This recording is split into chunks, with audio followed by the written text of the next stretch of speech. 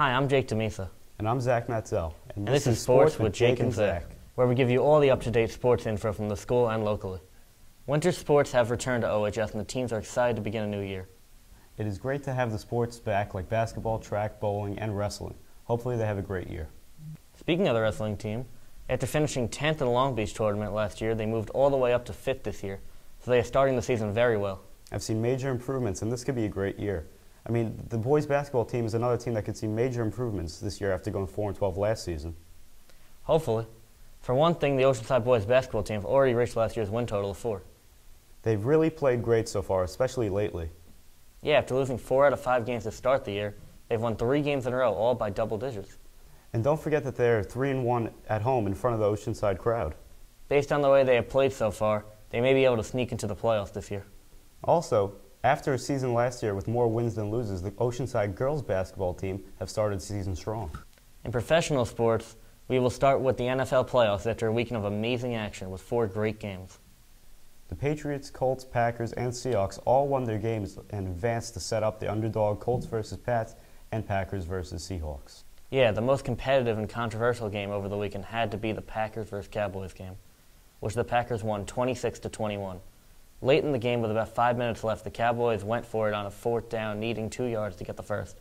Quarterback Tony Romo, who was dealing with a knee injury at the time, threw a streak to Des Bryant, who appeared to make a great catch along the sideline, just short of the end zone. But the play went under review and it was overturned. In my opinion, it was a clear catch, and Des stretching the ball for a touchdown caused the ball to hit the ground after the fact, and the refs caused the Cowboys to lose this game. It could have also been overturned because they did not want the Cowboys to have another controversial win after the game against the Lions last week when they had a controversial call go in their favor. Also, the local teams in the NBA have continued to struggle while the NHL have been playing extremely well.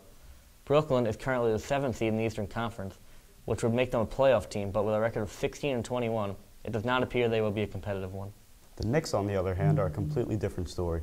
They're having their worst season in franchise history with a record of 5-35 and have lost 15 games in a row, most recently to the Charlotte Hornets by almost 30.